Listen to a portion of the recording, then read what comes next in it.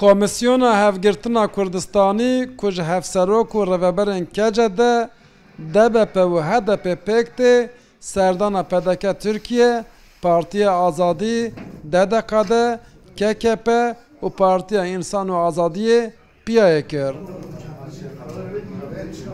HDP'yê dibêjin ew dixwazin beriya hilbijartinên 2023yan eniyeke berfireh a Kurdistanî ava bikin. Vê pêvajoya ku em tê dene li gora me ji bo Kurda pêvazokê pir girîng e. Di vê pêvajoyê de weka partî û rêxistinê Kurd em dixwazin tiv herin cem hev. û şexsiyet û em bêjin sazî û rewşenbîrê Kurd werin cem hev. Di vê de weka KCD, DBP û HDP bi hev re vê pêvajoyê dixwaze bihone.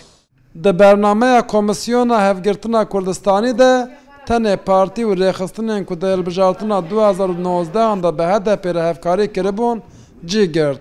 PSK, PAK, Hakpar û rêxistinên din li derveyê vê bernameyê hatin iştin.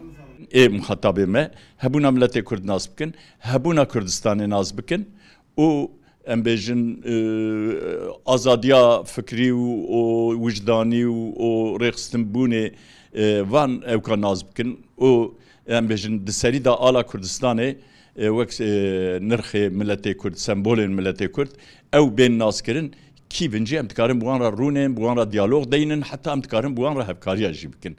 Li gorî rêveberên piyayê ku hevalbendên HDP ne diviya bi tu partî û rêxistineke Kurdî li derveyê vê bernameyê nehata hiştin. Ew vê yekê rast nabînin. Yani tu cudahiyan em naxin navbera tu partî û hewna piya biya wê ji bo ku ez ê bêjim pêkhate-yekî berfireh were avakirin tişta ku ji dest hatibe bikira eviya jî em vekirî dibêjin yani ne ku tenê em hema wekî gotinekê jî dibêjin.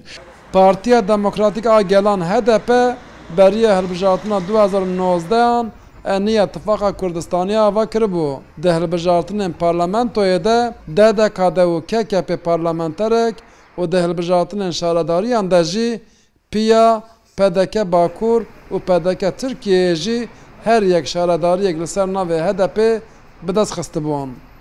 Maşallah dekak, Rûdaw, Amed.